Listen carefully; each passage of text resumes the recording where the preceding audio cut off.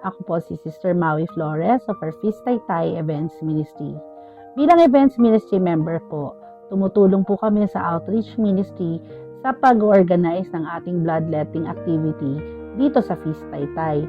Hi, I'm Joey of Peace Body Fair Taytay Outreach Ministry Head. I'm a volunteer. Volunteer ako sa mga outreach project ng Peace. Ako po, si Lino Amparo ng Cainta Rizal. Isa sa mga natulungan at nabiyayaan ng bloodletting project na ito nung ako po at ang aking pamilya ay mangailangan ng dugo. Hindi lamang isa, dalawa, kundi 3 beses. Dito lang pong nakaraang March, taong 2024, yung kapatid ko pong mas nakakabata sa akin, si Brother Lloyd, ay nakaranas po ng hemorrhagic stroke. Yung kailangan naming masiguro ay hindi lang yung merong pampaopera at pang-suporta sa gamot, kundi pati yung gagamiting dugo kasi marami siyang mawawalang dugo dun sa operasyon na gagawin sa kanya. Una ay nung taong 2018 nang ang aking misis ay mangailangan ng 2 bag ng type A positive dahil sa kanyang karamdaman na diabetes. At ang ikalawang pagkakataon naman ay ng mangailangan ng aking anak na babae ng 6 na bag ng type O positive taong 2022 dahil sa kanyang sobrang menstruation. At ang ikatlong pagkakataon nang ako mismo ay mangailangan ng una, 3 bag ng type A positive taong 2021 at ikalawa, taong 2022 ng 6 na bag pa. Nung sinabi na yung blood donation, syempre talagang nag-work out agad namin paano yung mga magdodonate. Sa totoo, problemado kami paano magkakaroon ng donor kasi napakahirap din maghanap po ng donor pagdating sa dugo. Basa ko yung text message ni Brother Joey Gubaton of our outreach ministry. At ang sabi niya, sis, kinokontak kita kasi hihingin ko yung detalye ng kapatid mo para ma-submit ko sa Philippine Blood Center, yung ating partner sa ating bloodletting activity. Napakabuti ng Panginoon at hindi niya kami pinabayaan dahil meron tayong community, Feast community, nakatulong na aming nilapitan at handa silang tumulong sa mga tulad naming nangangailangan. Kaya nga pala tayo nagbo-bloodletting activity taon-taon ay para kung sakaling may mangailangan na feaster ng dugo, matutulungan tayo ng Philippine Blood Center kasi po naging active donor tayo. A short background of what happened to me when I was 16 years old. So, I was diagnosed with dengue. I got confined, and then the doctor decided to transfuse me with 4 bags of plasma. So after that, the required condition of my blood was not met. So they had to transfuse another 4 and another 4 and another 4. Umabot sa 16 bags of plasma. 16 bags, would you believe that? So, 16 bags probably came from 16 donors, 16 giving hearts. Of course, thankful and grateful kasi in this simple way, kaya kong makatulong sa ibang tao. Lalo na ngayon na napakahirap po talaga na makapaghanap ng available blood from blood donors. And also, I'm happy na capable ako kasi marami din na hindi kaya or pwede makapag-donate. When I was recovering, I decided, sabi ko, when an opportunity came na kailangan kong mag-give back, I will pay it forward. The university held so many bloodletting activities wherein I attended almost every year. Even up to this day, aside from the feast initiatives, I always say yes to those who ask for donor. So the decision was made when I was 16 years old prior to serving the church. And those involvements were my first few services. Sobrang laking hinga sa amin nung lalo na sa tatay ko. Kasi napakahirap talaga maghanap po ng donor, especially ng dugo.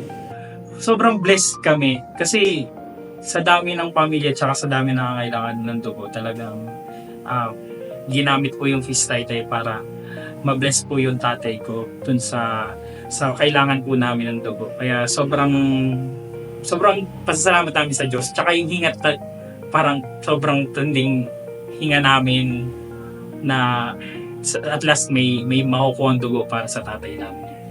Isang text lang po ni Brother Joey and then kinonect niya po kay Brother Freddy and Sister Cora Adiboso. Sila po yung may contact ng coordinators natin dun sa Philippine Blood Center. Tinext ko lang po yung pangalan ng kapatid ko, edad, saang ospital operahan, kailan kailangan, ano yung mga kailangan kasi 3 bags ng ganitong dugo, 3 bags ng ganyan-ganyan component.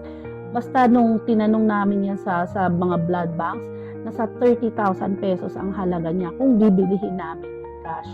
Pero nung pong na-coordinate na nga po nila Sister Cora at nila Brother Freddy dun sa Philippine Blood Center, wala pong bayad.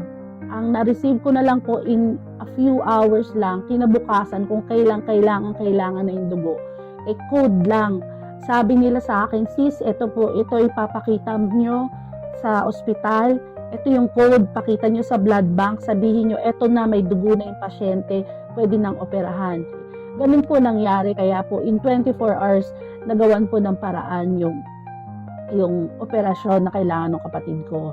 But it was God's will siguro na hindi rin naman, walang kasiguruhan yung operasyon sa kanya, naibsan yung pagdudugo, pero siguro grabe din kasi yung kanyang naging stroke.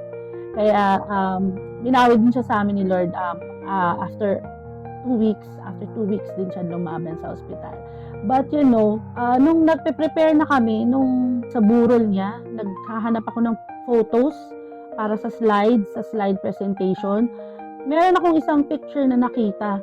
Nakahiga siya diyan pa sa atin sa feast na nag-donate pala siya ng dugo, na isa pala siya sa mga naging donor natin noon.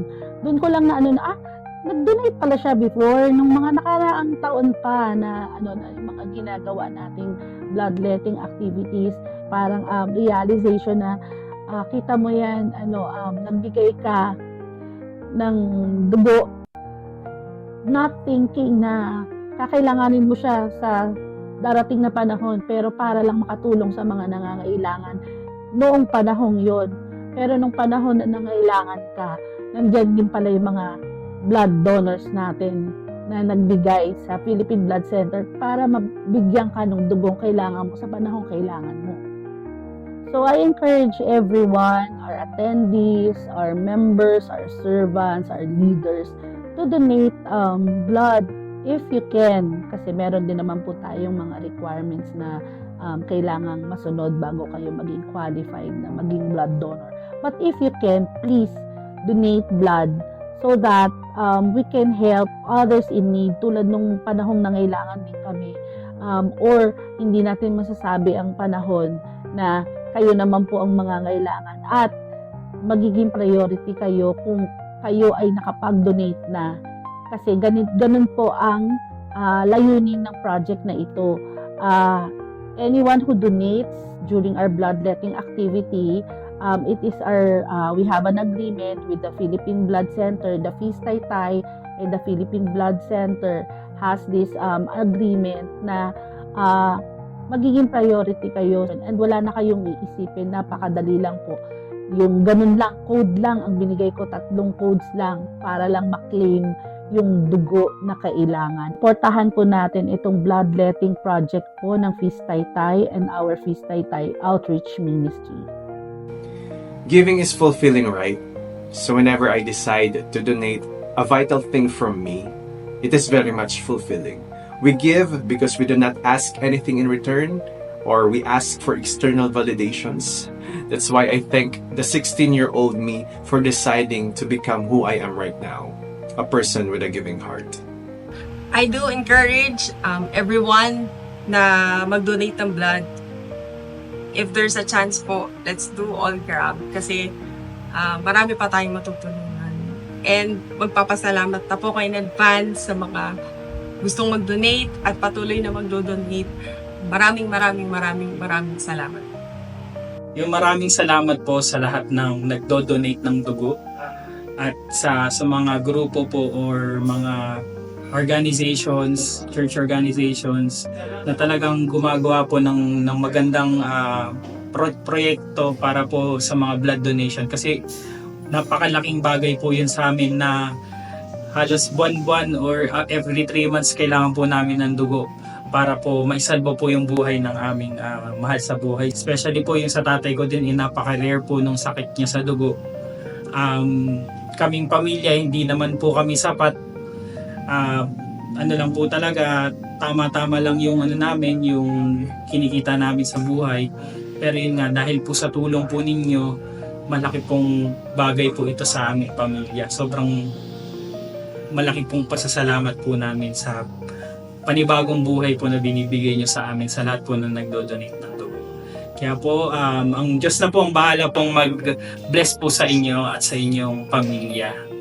Ayun po. Thank you po! And on behalf of our family, of my mother, my siblings, in behalf of Lloyd's son, I thank everyone who donated their blood in the past bloodletting activities of Feast Taytay. Kasi po nun talagang napakahirap po na maghanap. Lalo kapag marami ka na iniisip na na pagkakagastosan. Dahil syempre may operasyon na nga. Tapos may mga gamot pa. Iniisip mo pa kung magsusurvive ba o hindi. Yung takot mo, yung lungkot mo, yung galit mo sa pangyayari. Tapos iisipin mo pa yung pambili ng dugo. So, ayun po, napakalaking tulong niyo po sa aming pamilya noong panahong nangailangan po si Lloyd ng dugo. Maraming salamat po and God bless everyone. Si Lord na po ang bahala sa inyong lahat.